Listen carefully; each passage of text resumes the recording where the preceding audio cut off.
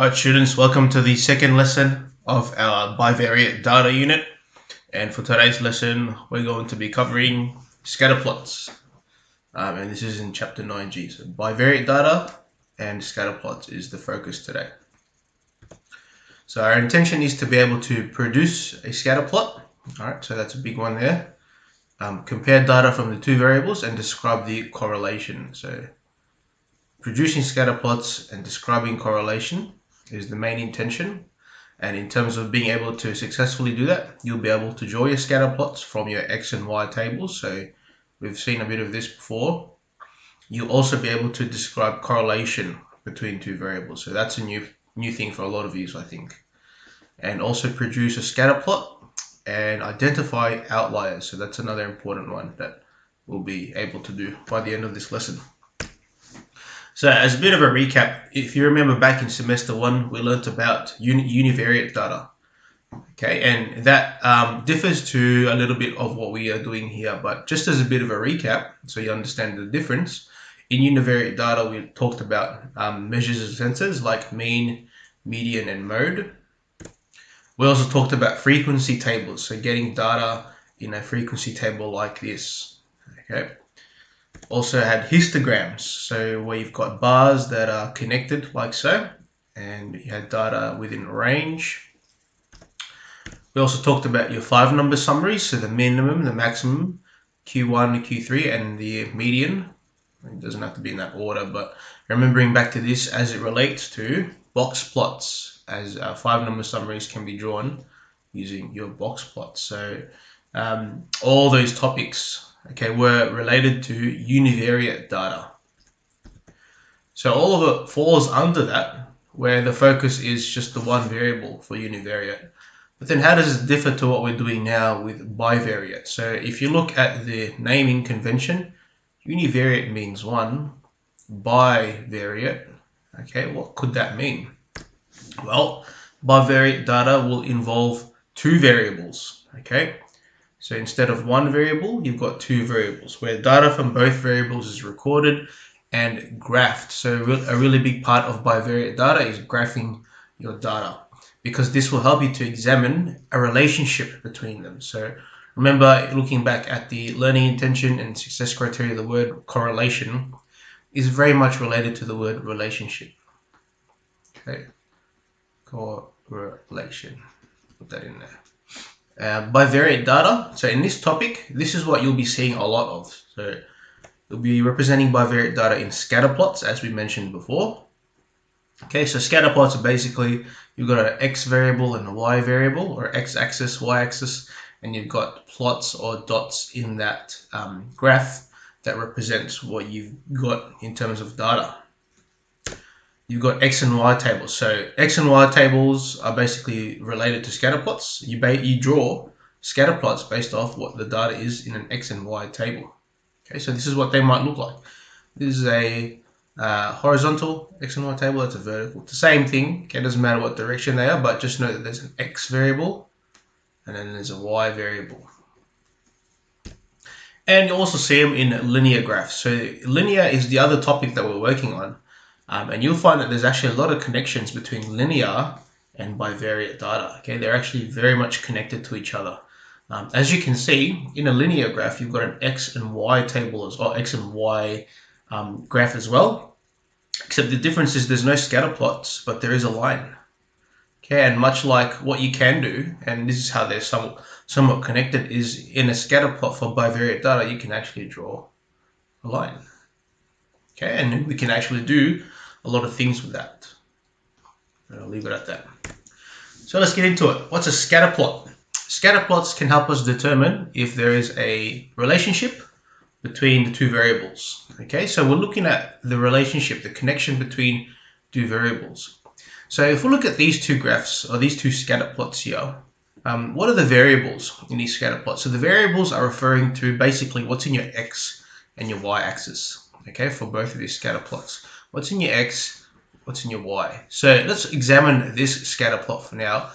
We're looking at the relationship between weight and height. So in this case, there must be some sort of relationship because if you look at the way that the graph is sort of set out, or the scatter plots are plotted, the more the weight increases, so the higher the weight, the higher the height. Alright, so if someone weighs around a smaller area, or the smaller kilograms, or whatever the unit of measurement is for that weight, you can see that the height isn't quite that high. Okay, but if you look at the other side of the scale where the weight is quite high, the height is also quite high compared to someone that was lower down here.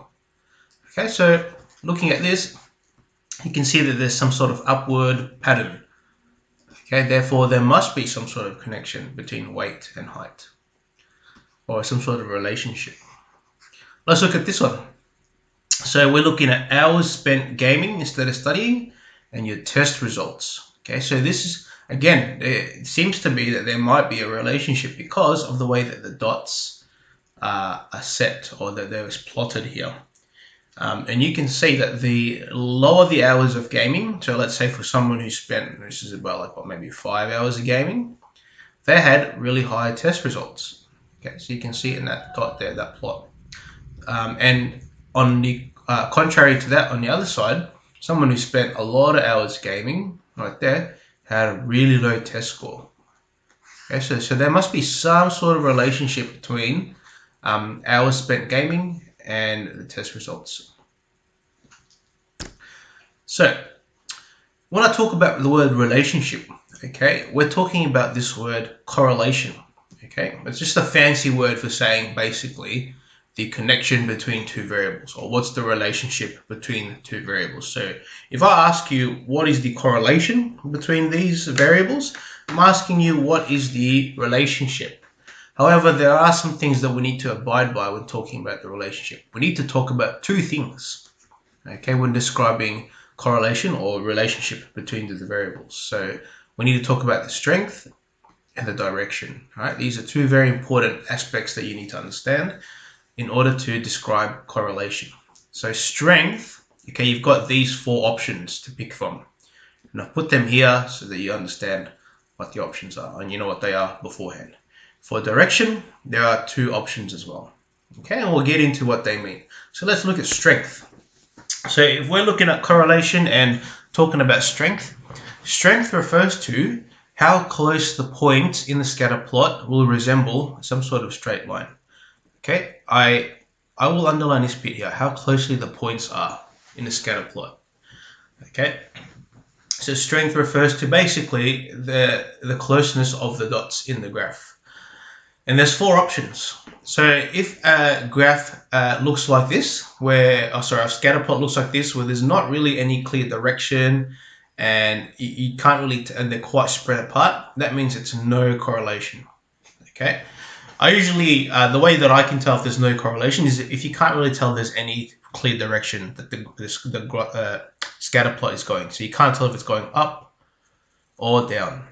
Okay, so this is an example of a scatter plot with no correlation, no connection, no relationship. A scatter plot that looks like this, where there is some sort of direction, but they're still quite wide apart, you'd refer to it as weak. Okay, it's weak because, again, the dots don't really form that quite of a straight line or a really obvious straight line, but there is some sort of line or trend there. So that's referred to as weak. Moderate. So moderate is basically the next step above the weak, where the dots are, or the scatter plots, is a little bit more together, closely put together, and you can definitely see that there is a line there. Okay, but still a little bit wide apart, but yeah, you'd refer to it as moderate. Okay, as you can see, between moderate and weak, there's a difference. All right, these are closely together compared to the scatter plot here, where it's a little bit more spread apart. And obviously the last one is strong, where the dots and all the plots are quite close to each other, very close, and they can almost form a straight line. Okay, and obviously here you can see that there's definitely some line happening there. So those are your four options for strength: no correlation, weak, moderate, and strong. So generally with most graphs, or with all graphs, you're going to have to pick one of these options. Okay, so the other one for correlation is we talk about direction. Basically, direction refers to the apparent trend of how the points in a scatter plot line up. Basically, if I was to put that in layman's terms, it's the direction that they are going, either upwards, so positive upwards. So if the dots are going upwards like this, it's positive, okay? And if they're going downwards like this, it's going to be negative. I think it's pretty straightforward. So just you reading it from left to right, okay, so to make sense of that. Positive if it goes upwards, negative if it goes downwards. So let's do some examples. All right, so looking at this first graph here between weight and height, you can see that at the very least there is some sort of direction, and it does go upwards like this. So it's positive. Okay, but what is the relationship, the correlation in terms of the strength? So I would say because the dots are kind of close together, not too spread apart, this is probably moderate. So it's a moderate positive correlation. Okay, so you got to state the strength and the direction for it. So remember your options for strength are no correlation, weak, moderate, and strong. And direction is positive and negative.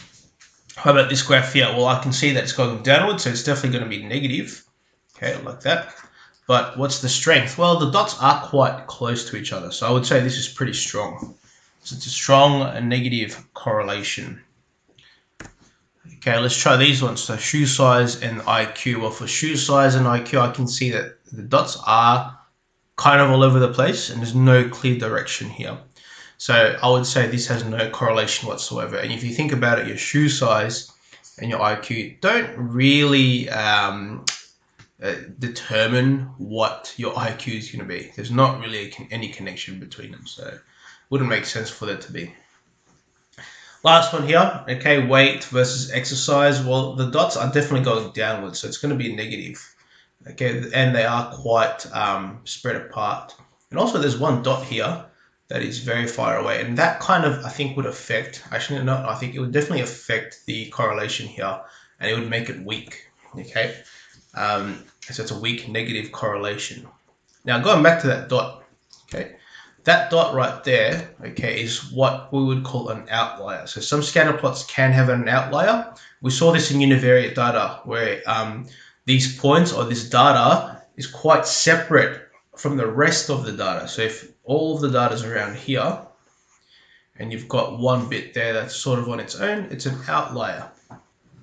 So in this example, the outlier, okay, could be 790. So how did I get 790? Well, if you look at the plot point and the coordinate for it, it's 7 kilometers run and weight. Okay, so 7 refers to the kilometers, and the y variable, or that 90, is the weight. Okay, so it's interesting because this person runs a lot, but they weigh a lot as well. So why are they an outlier? Okay, why is that interesting? Well, you could think of many reasons for it. One I could think of is maybe they're just a big person, quite healthy, okay, but a big person who just happens to run a lot. Okay, let's do some examples of plotting and correlation. So in this X and Y table, okay, we need to draw a scatter plot, describe the correlation, so remember the strength and direction, and then identify if there are any outliers. So let's do it. So let's first draw the scatter plot. What you need to do, obviously, is put it on an X and Y graph like this. So X variable on the bottom, Y variable on the side, okay, and make sure you label them, okay? Label your axes, X and Y. And remember that X always on the bottom, Y is always on the side. Also, think about your spacing. Try to make sure you've included all of your data. Don't skip any numbers. Okay. Part B is describe the correlation between the variables. So if you look at the direction, it's definitely negative. And what is the strength? I would say it's pretty strong. Okay, because they do form sort of a straight line, even though there is a interesting little outlier there, but that looks pretty strong. So identifying any outliers, obviously, this guy right here, 3, 6, is most likely an outlier or a possible outlier, because again, it doesn't fit the rest of the data. It's just on its own. All right, let's do a worded example. So Guido recorded the age in years and height in centimeters of all of his family members in the table below. So here you've got the age, and then in this variable here, so remember this is x, that's y, age in x, height in y, and you can see here that the height's here. Okay, so age and then height. So part A is asking us, do we expect to be any correlation between the ages? Part B, draw a scatter plot with age on the horizontal x-axis and height on the y-axis. Part C, describe the correlation. And in part D, is there any outliers? Why might this be the case? So let's answer these questions. Part A, do we expect to be there to be any correlation between age and heights? Well, before we draw any graph, let's consider this. Is there a connection between your age and your height? So the older you are, the taller you are. Is that generally the case? Well, yes, I would say there is some sort of correlation. I would expect there to be. You don't really find, I guess, 1-year-olds who are like 1.5 meters tall, right? So generally speaking, the older people get, the taller that they will be. So there might be, or there would be, a positive correlation at least between age and height. Now, how strong that is, so the strength, we don't know yet. Okay, but let's continue on. So part B, let's draw a scatter plot with age on the horizontal x-axis and height on the y-axis. So it's pretty straightforward.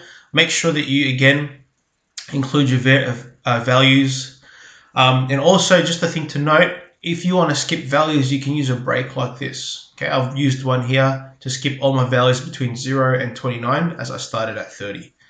And the reason being is there's no values in height, okay, that are less than less than 30. Well, the lowest is 32 really. So I started at 30 there.